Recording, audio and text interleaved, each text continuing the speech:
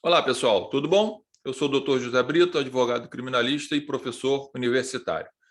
Bom, estamos vivendo aí tempos nebulosos, mas há muito tempo que a gente tem vivendo isso, principalmente aqui no Tribunal de Justiça do Rio de Janeiro, tá? E hoje, fazendo uma pesquisa, estudando algumas coisas, encontrei lá uma decisão recente do STJ, e é um habeas corpus, tá? Número 668980 do Rio de Janeiro. Ok? O relator foi o ministro Sebastião Reis Júnior. Tá? Bom, o resumo dessa história toda aqui? O réu foi denunciado na suposta prática de um crime de roubo, tá? 157, o artigo 157 do Código Penal, foi absolvido na primeira instância. Né? Por que foi absolvido na primeira instância? Porque a prova produzida de reconhecimento foi por fotografia na delegacia de polícia. Exatamente isso. Novamente, voltando à mesma história, o fantasma da ilegalidade, da arbitrariedade, da inquisição continua assombrando aí as pessoas, ok?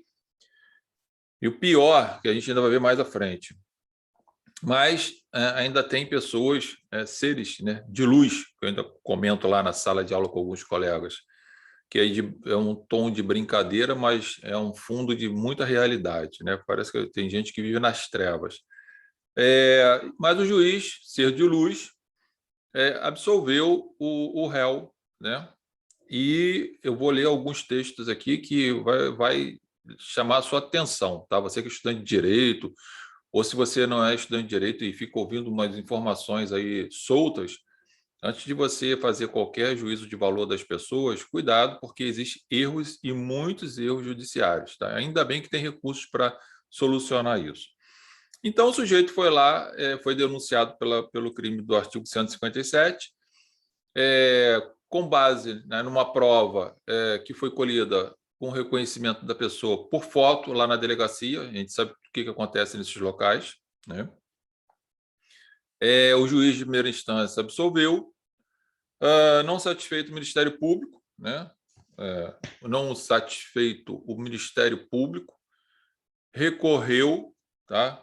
E, para surpresa, provavelmente, do réu e de todos, né? O Tribunal de Justiça do Rio de Janeiro reformou a sentença de juízo, do juízo de primeira instância, tá? E eu faço questão de ler uma parte aqui dessa sentença, desse acórdão, melhor dizendo, que chega a ser brincadeira isso aqui. Só pode ser brincadeira. Porque as pessoas parecem que estão pegando papel e estão esquecendo que esses papéis, ou esse papel aqui, representa vida. Tem pessoas que estão sendo julgadas aqui de formas aleatórias, sem respeito ao devido processo legal, à legalidade. Enfim, esse aqui é um exemplo, tá, gente? Isso aqui é um exemplo de um acórdão realmente lamentável. E eu vou explicar por quê. Porque tem manifestação do juiz, teve manifestação da Procuradoria, né, lá favorável para a soltura do sujeito, e teve ainda a manifestação do ministro aqui, que combate muito bem, de forma firme, os argumentos no acórdão. E eu tenho visto isso aí acontecer direto. Parece que aqui no Rio de Janeiro as pessoas estão querendo se livrar do processo e sai julgando de qualquer jeito. E parece que o mais fácil de julgar de qualquer jeito é condenar. Isso é muito, muito complicado. A gente está enfrentando situações complicadas e é necessário aí que os colegas advogados criminalistas saiam aí em defesa realmente das pessoas, mostrando esses erros, esses equívocos aqui, tá ok? Então, fala lá, o ministro, né, apresentando o voto dele lá, fala assim: nesse contexto,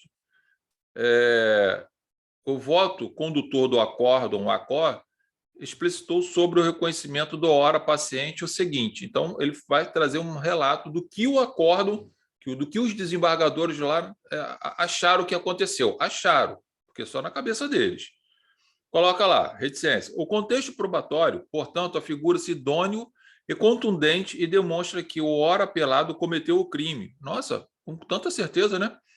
Que ele for imputado. Daí verifica-se que a sentença merece reforma para que o acusado seja condenado nos termos da denúncia. Incrível isso. Por outro lado, é pacífico o entendimento na jurisprudência de que as regras processuais do reconhecimento previsto no artigo 226 do CPP são meras recomendações. Não são não, senhores desembargadores, não são meras recomendações não, tá? Isso aqui é formalidade da lei, isso aqui fere a dignidade da pessoa humana, isso aqui fere o devido processo legal, fere a ampla defesa, o contraditório. Pelo contrário, para condenar alguém tem que ter provas robustas, sérias para condenar. Tamanho é a violência que se pratica contra um cidadão. Então, não é mera recomendação, não. É uma exigência ilegal. Inclusive, nós já tivemos e temos diversos programas rodando aí nas emissoras de televisão, mostrando quantas pessoas já foram condenadas por esse tipo de prova, por esse tipo de reconhecimento de forma injusta. E os senhores ainda insistem em falar que isso aqui é uma mera recomendação. Isso aqui é um absurdo profundo de se rasgar o princípio da legalidade e imputar, em danificar, em prejudicar a vida de alguém. Isso é uma irresponsabilidade. Vamos continuar. Porém, em caso, dispiciando a argumentação nesse sentido, posto que, além do reconhecimento realizado em sede policial, como já esclarecido acima, como se o reconhecimento na sede policial fosse algo ileso de qualquer ilegalidade, né, como foi praticado aqui. Né? Acima, o apelado fora reconhecido em sede judicial, observado o contraditório e a ampla defesa. Contraditório e ampla defesa lá na delegacia. Não havendo que se falar em qualquer vício, o que demonstra o equívoco do douto juízo de piso, ao prolatar a sentença absolutória, embora tenha afirmado que a vítima narrou em pormenores a prática delitiva e reconhecido apelado pessoalmente em audiência. A materialidade e a autoria restaram, portanto, devidamente demonstradas pelo registro de ocorrência, termos de declarações, auto de reconhecimento de pessoa, além dos depoimentos colhidos durante a instrução criminal. Em juízo, audiência gravada em mídia digital, a vítima confirmou, repita, seu reconhecimento do apelado, já feito anteriormente em sede policial, narrando com clareza de detalhes a dinâmica do crime. Esse aqui foi a decisão dos senhores. Aí agora vem o ministro, volto a chamar a atenção, o ministro Sebastião Reis Júnior, do Superior Tribunal de Justiça, e começa a combater esse absurdo dessa fundamentação desses argumentos aqui. Tá? E vem ele e fala, logo observa-se, da leitura dos autos, que ao cassar a sentença absolutória, a instância de origem, no ato da condenação, não apontou qualquer elemento contundente, conjunto probatório robusto a respeito do reconhecimento efetivo do paciente para ratificar a autoria do delito. Né? Então, já mostrou aqui, né, no acordo aqui lá, no STJ, que o tribunal aqui do Rio não mostrou nenhum tipo, né, de elemento probatório contundente, real, forte, né, que fosse o suficiente para refazer, para mudar aquela sentença de absolvição. E aí agora que realmente vem. Melhor esclarecendo, fala o ministro, da atenta leitura dos autos, ou seja, ele leu os autos, senhores desembargadores, ele leu, pesquisou, tá? O melhor esclarecendo, da atenta leitura dos autos, denota-se que o paciente foi condenado com base em indícios de autoria lastreados, tão somente em reconhecimento fotográfico extrajudicial, em total afronta ao disposto no artigo 226 do Código de Processo Penal. Completamente diferente do que os senhores falaram, que era ok, era mera recomendação. Não é mera recomendação, não. Tá? E aí ele continua. Nesse sentido, a sexta turma desta Corte Superior firmou, senhores desembargadores, firmou o entendimento de que o reconhecimento do suspeito por simples exibição de fotografia ao reconhecedor, a par de dever seguir o mesmo procedimento do reconhecimento pessoal, há de ser visto como etapa antecedente a eventual reconhecimento pessoal e, portanto, não pode servir como prova em ação penal, ainda que confirmado em juízo. HC número 598-886 de Santa Catarina, ok? Não era nem para ter recebido essa denúncia, mas se recebeu, aí os senhores desembargadores resolveram pretender levar o réu para o cárcere, numa condenação com essa decisão dos senhores aqui. Realmente é uma vergonha. Tá? Mas vamos lá. Agora, o ministro, né,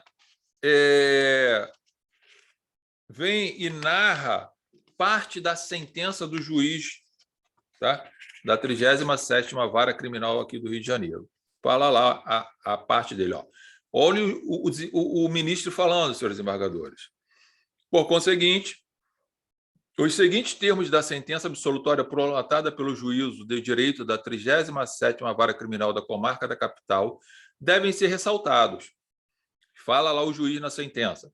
Ao contrário do que sustenta o Ministério Público, com a devida máxima vênia, não há prova suficiente nestes autos que deem seja a condenação do acusado, pois ainda que tenha a vítima narrado em pormenores a prática delitiva e reconhecido o réu pessoalmente em audiência, tal isoladamente não se revela suficiente para o decreto condenatório. E por vários motivos, senhores embargadores. Porque ele podia estar nervoso, porque ele poderia estar sofrendo qualquer tipo de ameaça para imputar um crime a alguém, por sentimento de raiva, de insegurança, seja lá o que for, de medo, poderia estar imputando o crime àquele sujeito que estava lá. Coitado. Mas os senhores ainda insistiram nisso.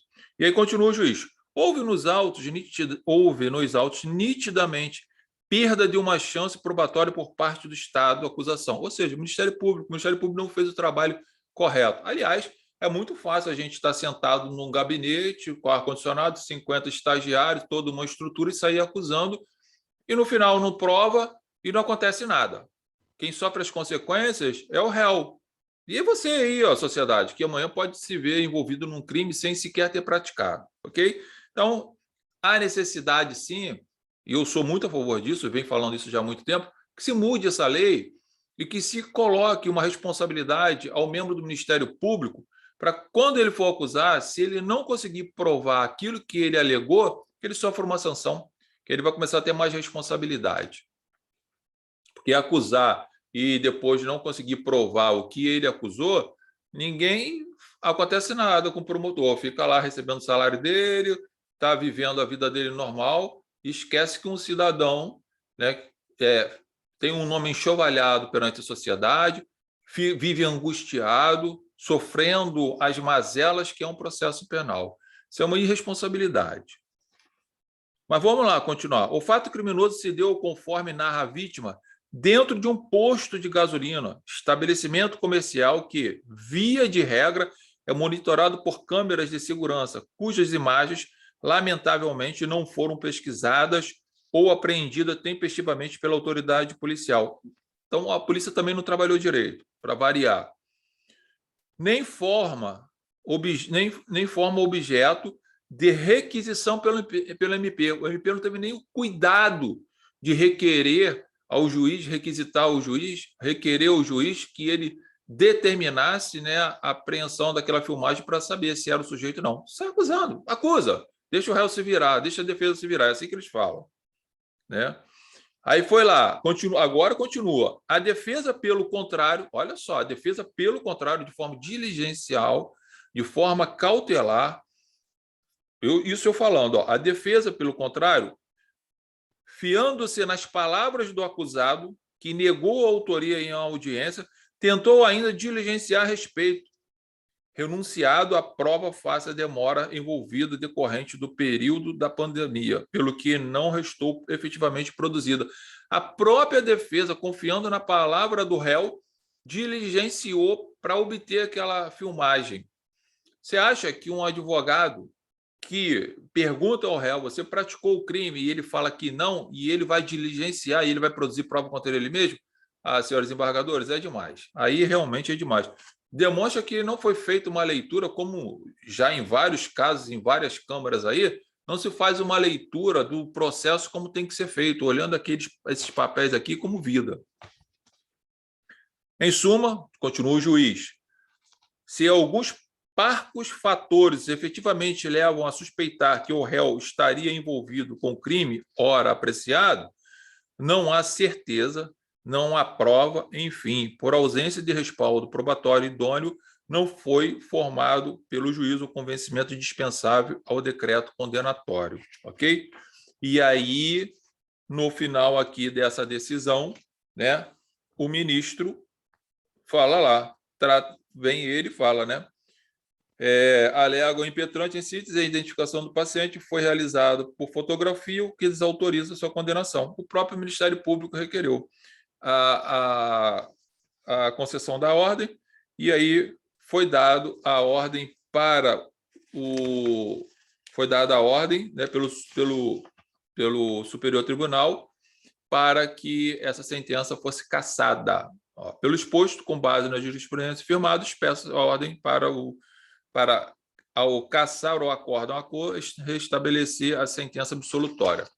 Então, é um habeas corpus no STJ 668980, foi agora, se eu não me engano, acho que foi dia 3 agora dia 3 agora, né? Que a gente viu essa lição, dia 3 de agosto, tá? Então, HC 668980, deixo aqui meus parabéns para o magistrado da 37ª Vara Criminal do Estado do Rio de Janeiro, ao nobre advogado que atuou nesse caso. Deixo as minhas críticas veementemente ao Ministério Público, que deveria ter mais responsabilidade nas suas acusações. Aqui um exemplo. Deixo minhas críticas, né, veementemente, assim, absurdamente, o que algumas câmaras, alguns desembargadores do Tribunal de Justiça têm feito. Esse é um exemplo, que colocou aqui informações que sequer, pelo menos foi demonstrada pelo ministro, que leu, e ele fala que ele, analisando mais os autos com cautela, não era aquilo que estava sendo dito no acórdão. Eu chego a ser um absurdo. Fica a minha crítica aqui ao MP e ao Tribunal de Justiça do Estado do Rio de Janeiro. Fica os meus elogios ao ministro, né, do Superior Tribunal de Justiça, Sebastião Reis Júnior. Isso, assim como o magistrado de primeira instância, não foi porque foi absolvido, não é isso. Eu sempre falo isso na sala de aula, Sérgio. Processo bem realizado, bem formado, bem julgado, independente de condenar ou absolver, é quando se respeita direitos e garantias individuais do réu também, tais como de produzir suas provas, enfim, o que não foi respeitado nesse caso aqui, tá? Então, fica aqui o meu elogio ao magistrado da 37ª Vara Criminal do Estado do Rio de Janeiro, que eu não conheço, talvez possa ter feito alguma audiência lá, mas não lembro, não sei o nome, mas fica registrado, e ao ministro, né, do STJ, Sebastião Reis Júnior, que enfrentou essa questão e demonstra, tanto o magistrado quanto o ministro, ao contrário dos desembargadores, demonstram que se debruçaram nos autos e exerceram a magistratura, né, como ela deve ser feita, com amor, com respeito, com profundidade, com carinho e, acima de tudo, buscando justiça. Isso é para todos, para quem é da área jurídica. Fazer uma leitura disso, analisar. E para quem não é, antes de ficar criticando qualquer réu, cuidado, que a injustiça pode bater à sua porta. Eu sou o Dr. José Brito, advogado criminalista, professor universitário. Nosso site é josebrito.com.br, nosso e-mail professor@josebrito.com.br e a nossa plataforma de cursos jurídicos é martinsbrito.eadplataforma.com. Grande abraço a todos vocês. Espero que isso não se repita, ou pelo menos se minimize.